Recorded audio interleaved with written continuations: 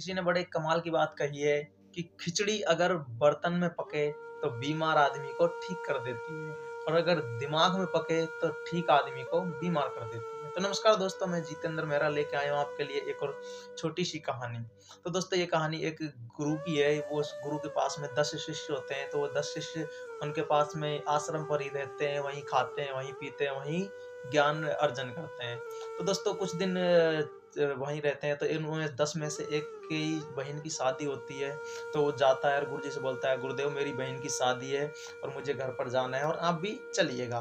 तो दोस्तों, गुरुजी उनको बोल देते हैं कि मैं तो शादियों में जाता नहीं हूँ, मैं आपको भेज दूंगा, आप चले जाइएगा। फिर से वो जो 1-2 दिन गुजरने के बाद में फिर से जो चेला है उसके गुरुजी के पास में जाता है, फिर से वही बात दोहराता है, बार बार वही बात दोहराता है। तो गुरुजी बोलते हैं, ठीक है, मैं तुझे भेज दूंगा। लेकिन वो बार बार ये बात इसलिए दोहराता है कि जो आश्रम का दान पात्र है या फिर दान आश्रम में जो चंडावा आता है, उस चंडावे में से गुरुजी मुझे सहायता के लिए कुछ राशि दे दें, जिससे मैं अपनी बहन की शादी अच्छे धूमधाम से कर सकूं। फिर फाइनली उसका जैसे आश्रम से जाने का टाइम आता है, उसकी बहन की शादी नज़दीक आ जाती है। तो तब वो जाता है और बोलता है, गुरुदेव मैं जा रहा हूँ और आप भी चलिएगा। तब जो गुरुजी होते हैं वो खुद की तो मना कर देते हैं, बट वो उसके साथ में 2 शिष्य और भेज देते हैं कि आप तीनों जाइएगा और अपनी बहन की शादी अच्छे धूमधाम से करके आइएगा। और जाते वक्त उनको वो जो शिष्य गुरु होते हैं, शिष्यों को उस जिसकी बहन की शादी है उसको 5 संतरे दे देते हैं कि ठीक है, 5 संतरे ले जाओ और आप जाओ। तो आज आश्रम से बाहर निकलते ही जिसकी बहन की शादी है वो सोचता है दिमाग में कि इतने दिन से गुरुजी की सेवा कर रहे हैं, अर्चना कर रहे हैं और यहीं पे रह रहे हैं, और गुरुजी ने हमें क्या दिया है उसके बदले में? सिर्फ 5 संतरे। इन 5 संतरों से मैं अपनी बहन की शादी कैसे करूँगा? वो ये सब बातें सुनता है अपने शिष्य और जो साथियों से कहता है, तो साथी कहते हैं, कुछ नहीं, गुरु पे अब भरोसा रखो, भगवान पे भरोसा रखो, सब कुछ अच्छा हो जाएगा। ऐसे ही चलते हैं, वो थोड़ी दूर जाते हैं, गाँव से बाहर जाते हैं, दूर पहुँच जाते हैं, वो थक जाते हैं, तो एक पेड़ के नीचे बैठकर आराम करते हैं दूसरे गाँव में। तो उसी गाँव के जो राजा होता है, उस राजा की एक बेटी होती है, वो बीमार होती है। तो उसको वैद्य जी होते हैं, वो कहते हैं कि आप कि बेटी ठीक तो हो जाएगी, तब होगी वो दवाओं में, संतरे के साथ दवा लेनी होगी। तो इतने में वो वैद्य बोलता है कि इस आसपास के एरिया में तो संतरे पैदा होते नहीं हैं।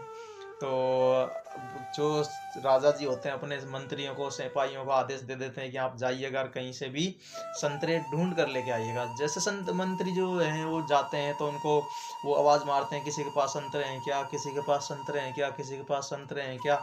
तो उनमें से जो 3 शिष्य थे, उनमें से एक शिष्य बोलता है कि हाँ भाई, आपको संतरे क्यों चाहिए? फिर जो सिपाही होता है उनमें से एक सिपाही बोलता है कि हमारे राजा जी की एक पुत्री है, वो बीमार है और वैद्य जी ने कहा है कि ये ठीक तब होगी कि जब ये दवा संतरे के साथ में दवा खाएगी।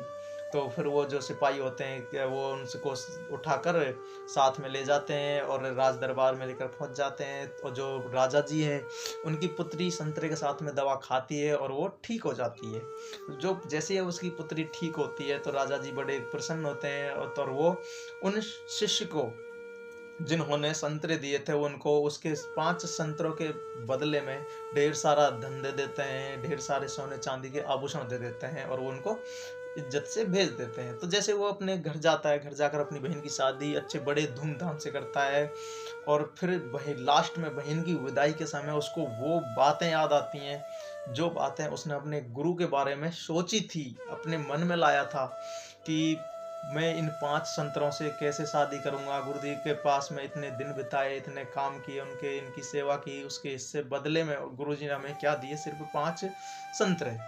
तो दोस्तों, जो वो ये सब बातें देखता रहा और अपनी आँखों से आँसू बहाता रहा।